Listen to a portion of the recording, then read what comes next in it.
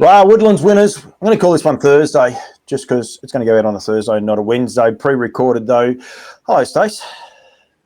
Hello, Paul. Great to be here as always. A little bit of a random one. We're going all over the shop, but that's okay. Mark Hughes, hello. Morning, Cobber. Good to see you got the hat on. You got the hat on this week. That's good to see. Yeah, my jacket's in the wash, mate, so I had to flush out the merch. So, yeah.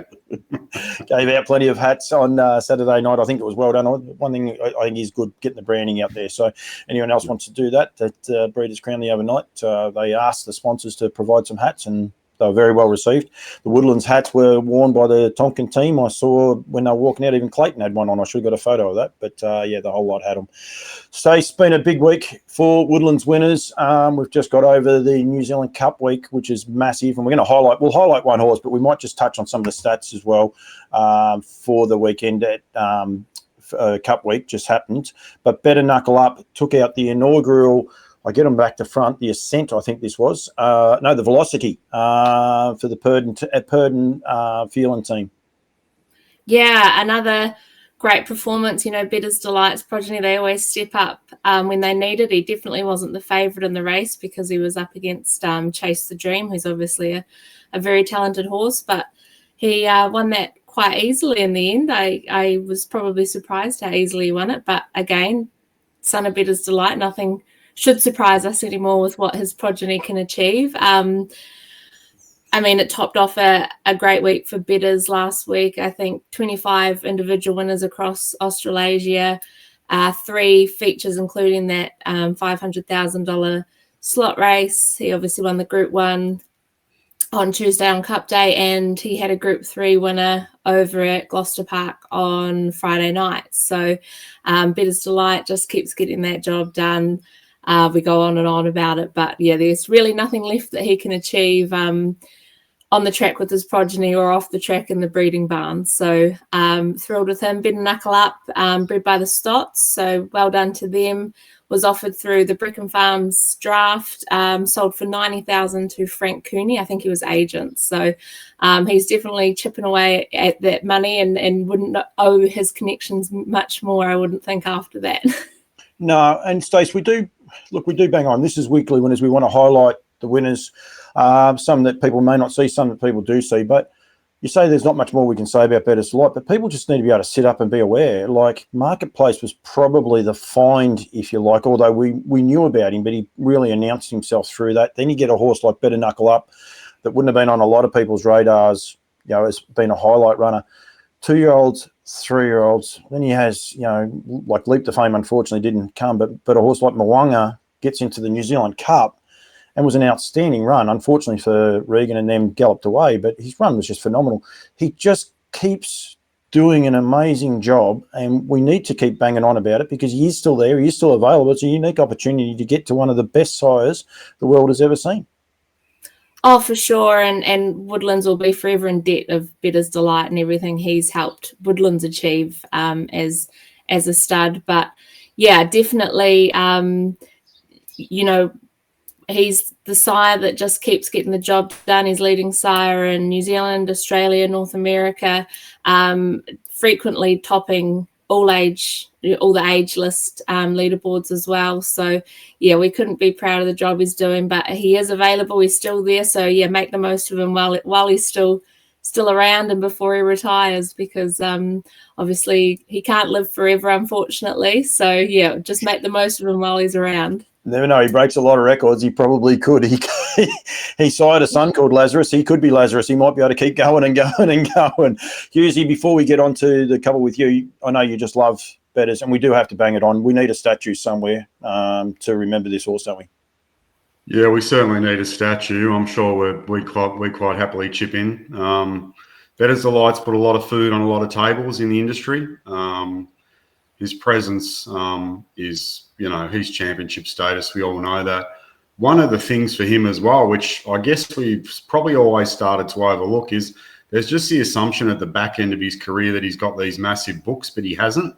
So he's literally on, as time has marched on, his books become less and less, but he's still leading great horses year in, year out. So despite the low numbers that go to him now compared to previous years, he still leaves champion 2- and 3-year-olds. Yep. at that end. So his legacy just doesn't diminish at all whatsoever. So, yeah, look, as we say in the biz, there's no words, mate, for him. No, nice little segue too for me, because we'll go to one of his grandsons. I mean, he's got grandsons siring horses, the Lather Up at Woodlands Stud Breeders' Crown Bet, a horse, another farm favourite, Husey. American Ideal continues to do it. It was great to see this little horse finally get across the line for a win for their connections, but some American, this was some win. Look at those last couple of quarters, 25-8. If you don't mind, umpire, that's him out in front. Yeah, a well-deserved victory after applying his trade in this group and doing a lot of the donkey work in a lot of races and getting shut out late in derbies and Vic Bred Series. But the Breeders' Crown was his Saturday night, straight on the lure, home in 53-8. I'm sure there were a few little moments there at the back end of the race with hard on the sleeve for him, but he found a way. Great result for Warren Stewart, who bred this, Emma's father.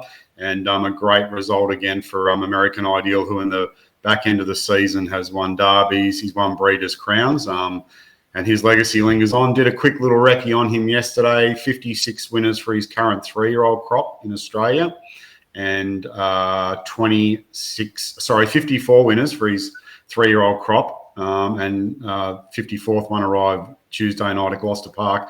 But 26 individual 2-year-old winners now for his current crop. So for those first 2 seasons at Lower Long that he stood for us in Australia, 80 individual winners, which is an unbelievable stat. Yeah, and unfortunately his book is full and closed, and he's no longer with us, which is sad. But yeah, he's just doing an amazing job. As is this next one. These actually haven't been too bad, because this is the Pebble Beach at Breeders' Crown, because Pebble Beach is the son of Down by the Seaside, who actually also stands there. But we're going to go with the Sweet Lou filly, Let Her Roll. Husey, can this horse carve out some quarters? Yeah, look, she did all the work in the chair there Saturday night. Ricky Elchin certainly put her to the test with his filly that ran second. The big, beautiful, baldy white face there. There's the 2 Lou daughters, 1-2, fighting out the finish of the Breeders' Crown. This victory for Let It Roll cemented Sweet Lou at the top of the tree. He'll be leading 2-year-old sire in Australia this year and the 3-year-old sire. But more importantly for us, the first 4 fillies over the line there, 1, 2, 3, Sweet Lou, Better's Delight, and the 4th filly over the line was by Sweet Lou. I bang on week in on week out about how great our sires do as leading fillies. Here's another result Saturday night. First 4 past the post in the 2-year-old group, in the Group 2, all by our boys. Yeah, that is amazing, and great to see Mickey Boots with that 4th horse. Lily Lotus, one of his safes. What the hell? He just leaves winners everywhere. Husey actually had one. I forgot its name. I haven't got my phone with me at Winton that did win. But yesterday at Menangle, we had a couple of very good winners. We're going to highlight Foot Tapper. This horse has been doing a terrific job. This is another great win. But what the hell? Just getting it done everywhere now. Oh, for sure. I mean, he had this double obviously at Menangle yesterday, both 4-year-olds, and that's his debut crop. I think everyone forgets that. Yep. He does only have 3 crops of racing age on the track. So his 4-year-olds are just getting better and better, and obviously we're seeing that both in Australia and also here in New Zealand, where he is the leading 4-year-old sire of trotters here. So they just, they seem to be getting better with age if possible. So, a lot of those 2-year-olds that we're seeing going around and doing a good job this year, gosh knows what they're going to be able to do once they sort of start getting up in those older and open class ranks. So, yeah, Foot Tapper, a great result there. Robbie Morris drove it. He's obviously been the pilot behind Dream Big Aim High, a What the Hill Group 1 winner of son of What the Hill. So he's obviously got another nice one there. This one, it's got great manners and doesn't usually put any who's wrong. So great to see him pick up his 4th win there. What the Hill, yeah, had a good week. We were going to do Top of the Hill, a nice winner down at Winton, bred by the estate of Charlie Roberts. So getting the job done south, north, Australia, all over the place. So yeah, What the Hell, he's definitely a value for money sire this season. Service fee of $5,000 or 5,500 including GST in Australia. So I think he's only just beginning, and we're only just starting to sort of touch the surface of what his progeny are going to be able to achieve. And obviously we touched on Love Me Too last week. He's another exciting one coming through in Australia. So yeah, lots to look forward to in the What the Hill areas to keep an eye out for sure. 156.9 foot tapper went 156.4. I'll go with my Lightning McQueen. I think the Kiwis knew him as Lightning McQueen for the Abernathys. Still in the ownership too, which is good for them. So and that also done a good job. I think it's won 4 of 7 now since coming to Australia. So it's doing a terrific job for the connections, and good little money earner. Plenty of winners, as we said, week in, week out. They continue to come across the board. Any other news from e-reviews too? Yeah, look, just a shout out to the great Stewie Valentine, who will celebrate his, I'll say it, he's a good mate of mine, his 70th birthday this weekend. So a great friend of ours and one of the industry's great people. So happy birthday to Stu this weekend. He turned 70 large. I did notice. Doesn't look a day over 50. No, totally agree. He wears some great shirts, a great man, I must say. But they've got the Stewie Valentine for Bloodstock Insurance qualifier at Albion Park. At least it wasn't the valet Stewie Valentine. At least it wasn't that. I saw it there. I thought, oh, geez, they're going to honour his birthday. I don't know if they're exactly sure it's his birthday, so we might have to get Darren Clayton and them to do something silly there. Yeah. No, there's a big celebration on the Sunshine Coast on Saturday night. So it's all happening. So happy birthday to Stewie. As I said, one of the industry's great people. No, thank you, guys. Plenty of news coming out week in, week out. We'll be back next week to highlight some of the winners, of course.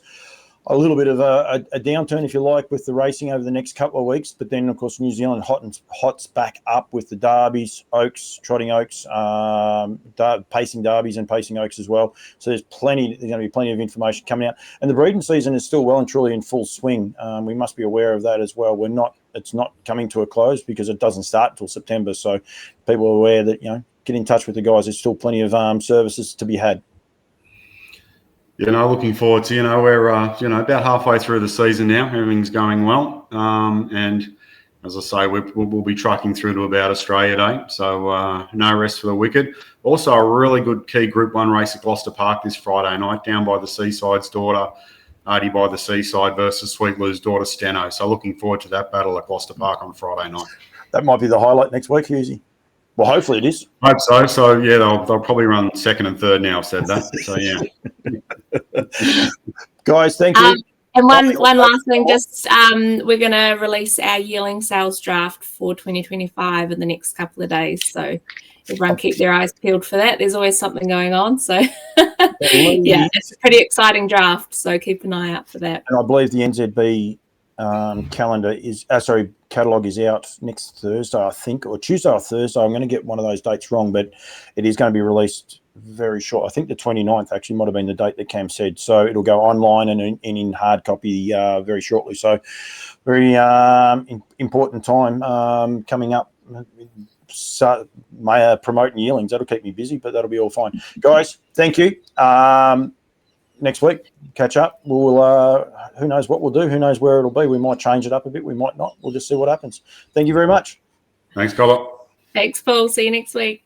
Favourite. That's it. Tickets may well and truly be confetti. It's dropping out of it. And the lead brigade get away as they straighten up. 400 left to go. Third quarter, 29-2. And as they straighten for the run to the judge, the leader is Flash Kai Valley. In second spot, coming out after it is Foot Tapper. And they were clear of the others. Bart, the leader, up the straight narrowly as Flash Kai Valley. Slowly but surely reining it in as Foot Tapper. Foot Tapper moves up on the outside. Foot Tapper gets a neck in front. Flash Kai Valley not done with tries to raise another effort, but it's just missed out by half a head. Foot Tapper. Foot Tapper's beaten Flash Kai Valley Star, and then came back straight. Sugar Pie Honey in front, leads narrowly to Let Her Roll. In third, the marker, 5 metres to My Little Bow, and then Lily Lotus as they head off the back in 27-6 third quarter. Sugar Pie Honey joined now by Let Her Roll. Let Her Roll, Sugar Pie Honey, 5 metres to marker, who gets away from the pegs. In the straight, Sugar Pie Honey, Let Her Roll. Sugar Pie Honey, Let Her Roll. They're they're locked together. Then came the marker, still Sugar Pie Honey, and on the outside, Let Her Roll, Sugar Pie Honey, they're locked together. Let Her Roll, her nose in front, and she got there. What a win. Let Her Roll won it narrowly from Sugar Pie Honey. Closer now. Out 3 wide, Collective Works, and then came Mickey 2 Success. So they're starting to rev up now. Heading off the back straight, Some American 3 metres, Kingman. Leaders back, Bay of Biscay. On the outside, Collective Works. Mickey to Success came off the bit, couldn't go with them.